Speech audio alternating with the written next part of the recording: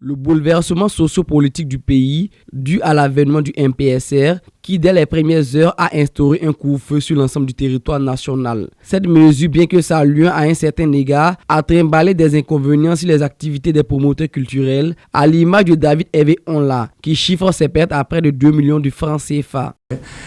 Et à 3 à 4 jours de l'événement, on était déjà sur le terrain, il fallait déployer le matériel, mais patatras, on a eu cette information que le couvre-feu est en vigueur, donc il fallait donc qu'on suspende et qu'on trouve une autre date. Donc en termes de perte, oui, effectivement, nous avons perdu parce qu'on avait déjà engagé une communication depuis 6 mois. On a fait 2 conférences de presse, on a confirmé justement la date.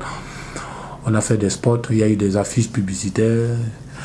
C'est vrai que l'évaluation a mis parcours, ne serait-ce qu'avant le lancement de cet événement, on est pratiquement à 2 millions. Mais avant le couvre-feu, on avait déjà fait des dépenses d'environ 700 voire 800 000 francs. Il se réjouit néanmoins de la décision des autorités à lever totalement le couvre-feu.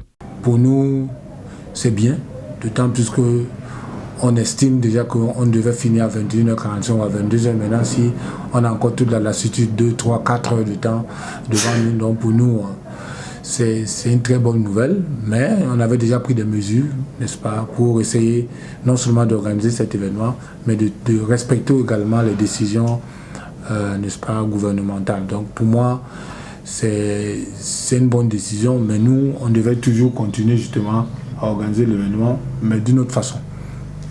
Donc c'est une très bonne nouvelle pour nous et une très bonne nouvelle pour l'ensemble des acteurs culturels qui se posaient un certain nombre de questions. La décision de levée totale du couvre-feu émet néanmoins quelques exceptions, notamment l'interdiction des réjouissances à caractère festif après minuit, du lundi au jeudi et après 2 heures du matin, du vendredi au dimanche, et ce, au regard du contexte sécuritaire. Une décision qui serait mieux d'être revue, estime Hervé Onla. Il faudrait déjà aménager des espaces qui sont appropriés pour organiser des événements culturels pour ne pas nuire le voisinage. Je pense que c'est ça aussi qui est plus important. Et moi, je pense qu'il devait plutôt avoir des structures ou bien des décisions qu'on devait prendre, mais des structures devaient organiser des espaces de loisirs vraiment hors, dans des espaces où il n'y a pas véritablement de troubles de jouissance. Mais les gens ouvrent des boîtes de nuit, des discothèques un peu partout, sans tenir compte justement du voisinage ou bien des zones interdites.